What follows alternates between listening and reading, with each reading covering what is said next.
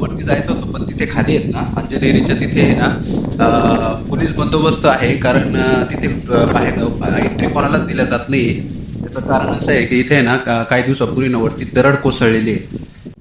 Hello नमस्कार मित्रांनो, परत एकदा नवीन ब्लॉगमध्ये स्वागत आहे आपलं. चला आज मी एक नवीन लोकेशनला आलो आहे मित्रांनो. तर हे बघा माझ्या मागच्या बाजूला तुम्ही बघू शकता एक सुंदर असं डोंगर वगैरे तुम्हाला या बाजूला. इथून जवळ तुम्हाला एक अंजनेरीचा डोंगर पण आहे, बघू शकता तुम्ही या बाजूला. एकदम सुंदर असं माझ्या आजूबाजूला तुम्ही बघू शकता. आता इथे रोड पण आहे वगैरे पण चालू आहे. बघू शकता आपण आता इथे गाडी लावलेली आहे. तर चला आता आपण जाऊया पुढे. ते डोंगर दिसतंय ना तिथे जाणार आहेत आपण एकदम शेवटला कोपऱ्यावर. चला तर तो आहे एकदम प्रसिद्ध असं डोंगर आहे ते नाशिकमधील एकदम सुंदर असं ठिकाण. चला आपण तिथे जाऊया आपण आता. सोबत राहा मित्रांनो माझ्या. अशाच नाशिकमधील ज्या काही असं प्रसिद्ध असे ठिकाणं असतील किंवा ज्या लोकांना माहिती नाही अशी ठिकाणं मी तुम्हाला आपल्या व्हिडिओच्या माध्यमातून आपल्या ब्लॉगच्या माध्यमातून दाखवण्याचा प्रयत्न करणार आहे. तर माझ्यासोबत मित्रांनो हे बघा, बघू शकता तुम्ही खूप सुंदर असं दृश्य आहे. हे बघा बघू शकता तुम्ही. हा पूर्णपणे एकदम भव्य असं सुंदर असं वातावरण दिसेल तुम्हाला. हवा पण सुटलेली आहे त्या आजूबाजूला बघू शकता तुम्ही. तर हा जो डोंगर दिसतोय ना मित्रांनो, हाच आहे अंजनेरीचा डोंगर जिथे आपण आता जाणार आहोत. आणि ही अशी आख्यायिका आहे की इथे ना पवनपुत्र हनुमान यांचा जन्म झालेला आहे. बघू शकता तुम्ही खूप सुंदर असा डोंगर आहे. त्या डोंगराच्या वरच्या बाजूला ढग पण दिसतात तुम्हाला. हे बघा मित्रांनो, बघू शकता तुम्ही काय सुंदर व्ह्यू आहे ना. तर हाच आहे अंजनेरीचाच किल्ला आहे मित्रांनो. आणि इथेच ना प्रभू श्रीराम भक्त हनुमान यांचं जन्मस्थळी आहे. बघू शकता तुम्ही. असं म्हटलं जातं इथं बिबटे वगैरे पण खूप प्रमाणात असतात, जंगली प्राणी पण खूप मोठ्या प्रमाणात असतात मित्रांनो. बघू शकता तुम्ही वातावरण एकदम सुंदर असं वातावरण आहे. सध्या वरती ना पाऊस ढग पण दिसत आहेत तुम्हाला. सध्या पावसाचं पण वातावरण तयार झालेलं आहे इथे.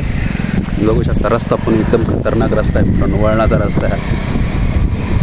नाशिकपासून जवळच असं आहे. आपण बघू शकता हे बघा खूप सुंदर असं दृश्य आहे. चला तर असेच माझ्या रस्ता खूपच खराब आहे मित्रांनो. हे बघा बघू शकता तुम्ही. रस्त्याचं काम चालू आहे कुंभमेळ्यानिमित्त, त्यामुळे रस्ता पूर्ण खोदून ठेवलेला आहे. पण नक्कीच रस्ता जरी हा खराब असला ना तर आजूबाजूचं वातावरण इतकं सुंदर आहे ना मित्रांनो की हे बघून पूर्णपणे गाडी चालवण्याचा जो थकवा आहे ना तो निघून जातो. हे बघा बघू शकता तुम्ही खूप सुंदर आणि खूप खोल दरी आहे इथे आजूबाजूला माझ्या मागे. बघू शकता खूपच खोल दरी आहे इथे. हे बघू शकता तुम्ही एकदम. इथे एक हॉटेल पण आहे या जंगलामध्ये, निसर्ग हॉटेल म्हणून आहे. इथे ना मित्रांनो फिरण्यासाठी ट्रॅकिंगसाठी जे लोक येतात ना त्यांच्यासाठी काही असं राहण्याची व्यवस्था वगैरे आहे. हॉटेल वगैरे दिसते, बाजूला हॉटेल पण आहे. हे बघा बघू शकता काय सुंदर व्ह्यू आहे मित्रांनो. जंगल पक्षाचे आवाज पण तुम्हाला ऐकायला येत असतील.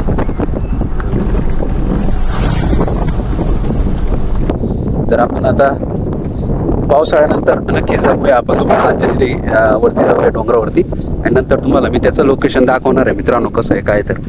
तर हे बघा आता आपण फक्त बाहेरूनच बघणार आहोत. बघू शकता मित्रांनो काय सुंदर असं दृश्य आहे. हे बघू शकता तुम्ही एकदम खूप मोठं असं निसर्गाने हिरवाईने नटलेला हा पूर्ण परिसर आहे. बघू शकता तुम्ही इथे पूर्ण ढग वगैरे तुम्हाला दिसतील बघा वरती. हे बघा हे पूर्ण अंजनेरीचा डोंगर आहे पूर्ण मित्रांनो.